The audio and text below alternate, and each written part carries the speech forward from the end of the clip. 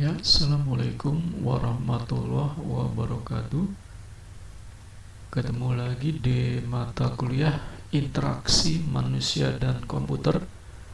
Tema hari ini mengenai prototype. Ya, subtopik yang akan kita bahas mengenai rapid prototyping, ya, dimensi dari prototyping, terminologi dari prototyping, metode rapid prototyping, deskripsi desain, sketsa, storyboard, skenario, teknik prototyping tools. Nah, tujuan dari perkenalan ini adalah agar dapat mengerti dan mampu menjelaskan konsep prototyping, dapat mengerti dan mampu menjelaskan dimensi prototyping, dapat mengerti dan mampu menjelaskan terminologi prototyping. Ya, mahasiswa mampu menyebutkan dan menerangkan beberapa metode rapid prototyping, dapat mengerti dan mampu menjelaskan deskripsi desain, dan dapat mengerti dan mampu membedakannya. Nah, definisi dari prototyping ya di sini kita harus lihat dulu bahwa prototyping adalah sebuah proses membangun model. Ya, ini ya sebuah proses membangun model dari suatu sistem. Ya, jadi definisi yang lain menyebutkan bahwa prototype adalah bentuk awal contoh atau standar ukuran dari sebuah objek. Salah satu metode pengembangan perangkat lunak. Nah, jadi prototype ini adalah salah satu metode pengembangan perangkat lunak. Ya, nih. Nah, awal dari prototyping ya, pertama ya dia melakukan desain dulu ya, baru ada prototipenya ya. Nah, setelah itu bagaimana evaluasi dari hasil prototipenya ya. Oke. Kalau oke, done. Kalau belum oke, berarti harus di redesign lagi ya. Ya, ini contoh ya prototyping, bukan software ya, kalau ini produk yang terlihat ya, seperti misalkan ini mesin gerigi ya yang terbuat dari plastik. Nah, ini masih prototyping ya. Kalau aslinya kan dia dari besi ya gitu. Terus juga alat mesin ya, ini kunci Inggris yang dibuat dari plastik ya, dan juga aksesoris mesin lainnya ya. Ini adalah prototyping. Jadi dia belum jadi, istilahnya produknya itu bukan sungguhan gitu ya. Jadi masih bentuknya bentuk contoh ya ini. Nah, jadi kalau kalian pernah ke kantor HP ya, biasanya kan suka ada ya HP yang prototype ya, jadi bukan HP beneran ya. Kalau kita pegang ini hanya sampel contoh ya, jadi beratnya juga enteng ya. Dia hanya menampilkan prototipe fisiknya ya. Nah, kalau software itu seperti apa ya software?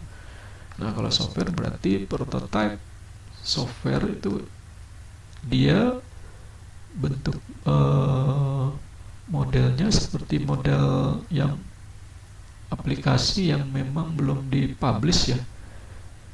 Ya, belum dipublish, masih dalam bentuk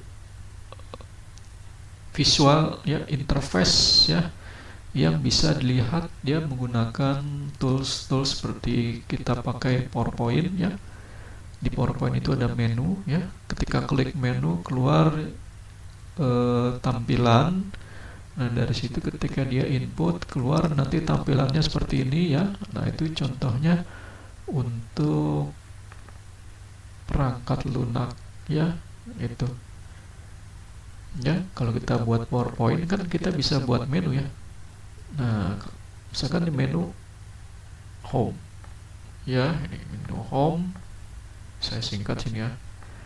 Nah, ketika diklik, nah, nanti muncul apa ini? home-nya seperti apa ya bentuknya. Nah, di PowerPoint kan nanti bisa keluar ya. Misalkan seperti ini bentuknya. Terus ketika di back dia kembali lagi ke home ya itu. Ya itu. Kalau sungguhannya kita harus buat programnya ya dengan menggunakan bahasa pemrograman ya, menggunakan PHP, JavaScript ya, Python ya itu. Kalau kita membuat prototype kita bisa menggunakan PowerPoint ya, salah satu toolsnya. Nah, metode prototyping ini pengembang dan pelanggan dapat saling berinteraksi ya selama proses pembuatan sistem ya ini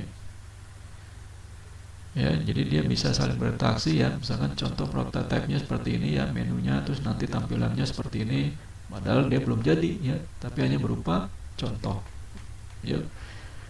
Nah, kunci agar prototipe ini berhasil, oh ya saya baru ingat ya, contoh prototipe kalau rumah itu maket ya, maket rumah, miniatur rumah ya. Kalau kalian ke pameran perumahan itu biasanya kan ada miniatur rumah ya, itu dummy. Kalau HP itu kan dummy-nya ya itu. Nah, kunci agar prototipe ini berhasil dengan baik adalah dengan mendefinisikan ya, aturan-aturan ya, aturan-aturan mainnya pada saat awal ya, yaitu pelanggan dan pengembang itu sendiri harus setuju bahwa prototipe dibangun untuk mendefinisikan kebutuhan. Nah, dia jadi prototipe itu tujuannya adalah untuk mendefinisikan kebutuhannya seperti apa. Ya, ini. Jadi jangan sampai definisi kebutuhannya tidak diketahui, kita langsung buat dengan menggunakan bahasa pemrograman.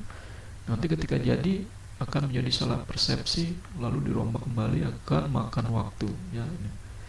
Nah, prototipe akan dihilangkan sebagian atau seluruhnya, dan perangkat lunak aktual rekayasa dengan kualitas dan implementasi yang sudah ditentukan. Ya, ini. Ada yang namanya rapid prototyping. Nah, rapid prototyping ini didefinisikan ya sebagai metode yang digunakan untuk membuat model berskala ya, dari mulai suatu produk part ataupun rakitan produk assembly cara tepat dengan menggunakan data computer aided design ya, dengan AutoCAD ya, dengan model 3 dimensi ya. Ini kalau produk ya, kalau wujudnya kelihatan ya, bisa dilihat, bisa dipegang gitu ya. Nah, rapid prototyping memungkinkan visualisasi suatu gambar 3 dimensi menjadi benda 3 dimensi asli yang mempunyai volume. Selain itu, produk-produk rapid prototyping juga digunakan untuk menguji suatu part tertentu ya. Nah, tadi ya contoh seperti ini ya. Nah, ini kan bentuknya udah 3 dimensi ya, bahkan udah dicetak ya, cetak dengan bahan dasar plastik ya. Nah, untuk aslinya itu kalau udah jadi dia dari besi ya. Nah, beberapa metode rapid prototyping ya, di sini ada yang namanya stereolitografi SLA atau SL. Ini adalah teknologi cetak 3D yang digunakan untuk memproduksi model, prototipe, pola, dan bagian produksi. Nah, ini mesin printer 3D ya, yang bisa mencetak 3 bentuk, yang bisa mencetak berupa wujudnya 3 dimensi ya. Kalau cetak biasa itu kan dia 2 dimensi ya untuk buku ya, tapi dia nanti ketika dicetak bentuknya wujudnya 3 dimensi ya. Ya, ini. Nah, laser sintering selektif adalah teknik manufaktur aditif yang digunakan untuk produksi rendah volume ya, rendah volume model prototipe dan komponen fungsionalnya. Nah, laminated object manufacturing atau LOM adalah pemodelan di dalamnya. Jadi lapisan kertas perekat berlapis ya, berlapis plastik atau laminasi logam berturut-turut direkatkan dan dipotong menjadi bentuk dengan pisau atau cutter. Terus ada juga fused deposition modeling, solid ground curing. Nah, ini kalau kita lihat ini adalah bentuk-bentuk wujud yang bisa dipegang ya, diraba ya, dilihat ya, seperti produk berwujud. Nah, kalau perangkat lunak kan dia nggak bisa dipegang, diraba ya, hanya bisa dirasakan manfaatnya. Makanya dia prototipenya beda sendiri ya, gitu. Dia yang dibuat prototipenya berarti kebutuhannya ya, nanti kebutuhan model, tampilan interface-nya seperti apa ya, ketika klik home dia nanti muncul seperti apa, ketika input data muncul seperti apa ya, itu. Nah, itu contohnya dengan menggunakan tools. Bisa juga digunakan menggunakan tools PowerPoint misalnya. Nah, dimensi prototyping itu ada penyajian, lingkup, ya di sini executability dan maturation. Nah, maturation ya. Dan terminologi. Kalau kita lihat di sini ya, terminologi prototype horizontal. Nah, ini sangat luas. Mengerjakannya sebagian besar interface tetapi tidak mendalam. Kemampuan sistem hanya ditampilkan ya, ditampilkan sebagiannya saja. Ini prototype secara horizontal. Jadi hanya secara garis besarnya saja. Nah, prototyping dari sisi vertikal ya, ini semua interface ditampilkan ya. Nah, ini tetapi kemampuannya tidak ditampilkan ya. Nah, ini ya. Beda dengan horizontal ya. Horizontal ini kan luas, dia mengerjakan sebagian besar interface tapi tidak mendalam ya. Nah, sedangkan early prototyping ini prototype cepat, sedangkan late prototype lambat ya. Ini sebenarnya hampir sama ya dengan 1 dan 2 ini ya, horizontal dan vertikal ya. Ya, early prototyping ini prototype untuk ditampilkan secara cepat ya, tapi tidak mendalam. Nah, untuk late prototyping ya, menampilkan prototype ya secara lebih detail ya, tapi lambat ya, banyak skupnya ya ini. Nah, low fidelity prototyping. Nah, prototype dengan tingkat ketepatan yang rendah ya. Nah, ini contoh satu ya, storyboard digunakan di awal desain. Biasanya digunakan dengan skenario lebih rinci dan dapat diputar ulang. Kumpulan dari sketsa ya, frame individual, menyajikan urutan inti cerita. Nah, ini menunjukkan bagaimana kemungkinan user dapat mengalami peningkatan melalui setiap aktivitas ya. Nah, ini low ya. Nah, terminologi yang lain adalah sketsa. Nah, kita bisa membuat dengan sketsa. Sketsa sangat penting untuk low fidelity prototyping. Ya, kita buat sketsa dengan tangan ya, dan di sketsa di kertas ya, lalu ditunjukkan ke user.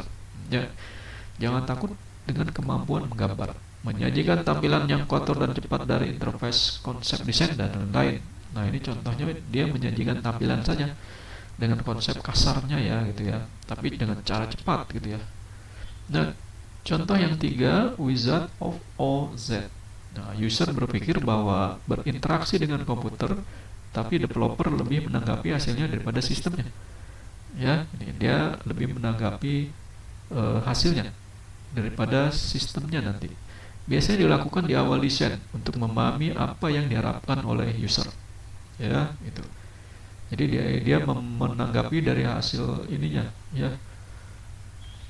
Ya, jadi hasilnya ya, hasil nanti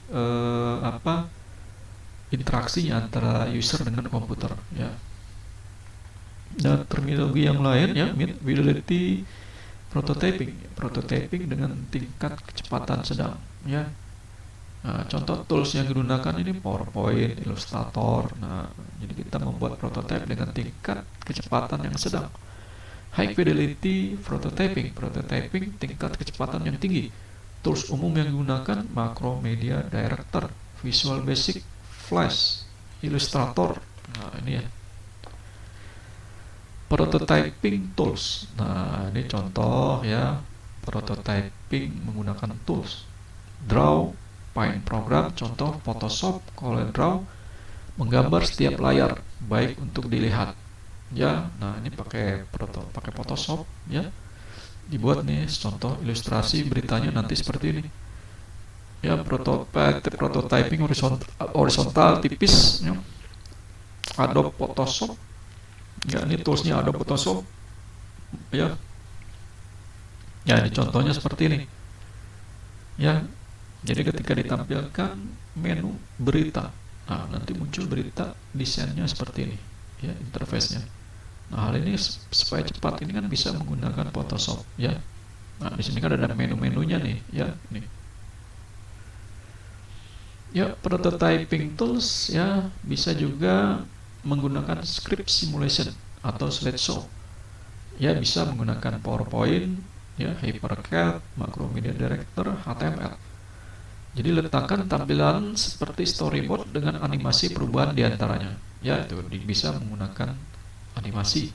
Ya, dia bisa ke kanan, ke kiri, pencet menu-menu yang diinginkan. Dapat memberikan user catatan yang sangat spesifik. Ya, disebut juga dengan Causewell prototyping atau Macromedia Director. Ya, prototyping tool, ini contoh prototyping tool menggunakan Visual Basic ya, ini. Ya. Nah, ini seperti ini ya, Visual Basic nih. Kita bisa buat menu secara cepat sini. Ya, keuntungan dari prototyping ya, end user dapat berpartisipasi secara aktif. Ya, itu. Jadi sebelum aplikasinya jadi, ya, user bisa secara aktif berkontribusi mengenai seperti apa aplikasinya. Ya, penentuan kebutuhan lebih mudah diwujudkan. Ya, karena sebelum aplikasi jadi, kebutuhan-kebutuhannya sudah diwujudkan, ya, sudah didapatkan, ya, requirement-nya, ya. Mempersingkat waktu pengembangan, ya, daripada sistem informasi. Waktu pengembangan bisa berkurang di sini, ya, mengurangi biaya pengembangan, ya. Terus juga membutuhkan keterlibatan pengguna. Ya, pengembang menerima umpan balik. Ya, pengguna terukur memfasilitasi implementasi ya sistem. Karena pengguna tahu apa yang diharapkan di sini ya. Hasil di kepuasan ya pengguna yang lebih tinggi. Nah, karena banyak requirement yang cepat dilakukan. Ya, menghadapkan para pengembang untuk potensi perangkat tambahan sistem yang akan datang. Ya, ini. Nah, beberapa kerugian dari prototyping ya, ini proses analisis dan perancangan terlalu singkat sehingga tidak terlalu detail ya. Mengesampingkan alternatif pemecahan masalah. Ya, ini bisanya kurang fleksibel ya. Nah, ini biasanya ini kurang fleksibel dalam menghadapi perubahan. Ya, ini prototipe yang dihasilkan tidak selamanya mudah dirubah. Ya, prototipe terlalu cepat selesai. Ya, ini. Langkah-langkah pembuatan prototipe di sini pertama ya bermula dari permintaan ya sini. Ya, permintaan dari kebutuhan user. Terus kita membangun sistem prototipenya untuk menemukan kebutuhan awal yang diminta oleh user ya. Nah, biarkan user ini menggunakan prototipe. Analis harus memberikan pelatihan ya, membantu dan duduk bersama dengan user ya, khusus untuk pertama kali. Terus juga kita memberikan saran akan adanya perubahan. Terus juga user harus melihat fungsi-fungsi dan sifat dari prototipenya, dan kita bisa lihat bagaimana ia memecahkan masalah kebutuhan bisnisnya untuk mengusulkan sebuah perbaikan ya di sini. Terus yang keempat, implementasikan saran-saran perubahan ya dari user maupun dari si pengembangnya. Ulangi langkah ketiga sampai user merasa puas di sini ya. Gitu. Merancang dan membangun suatu sistem akhir seperti sebelumnya ya ini. Nah, alasan kenapa membuat prototipe di sini pertama adanya evaluasi ya ini. Ya, di sini evaluasi ini karena untuk kebutuhan evaluasi dan umpan balik. Ini sangat penting dalam perancangan. Terus juga para stakeholder dapat lebih mudah melihat ya ini, memegang dan berinteraksi dengan prototipe. Ya, daripada dengan dokumen atau gambar ya ini. Anggota tim bisa berkomunikasi secara efektif ya ini. Lebih mudah mencoba ide-ide baru ya ini. mendorong pemikiran lebih banyak ya, lebih ya dalam aspek perancangan yang sangat penting. Terus juga prototipe mendukung perancangan dalam memilih alternatif perancangan secara langsung ya. Ini ya, itu untuk session interaksi manusia dan komputer mengenai prototipe. Terima kasih. Assalamualaikum warahmatullahi wabarakatuh.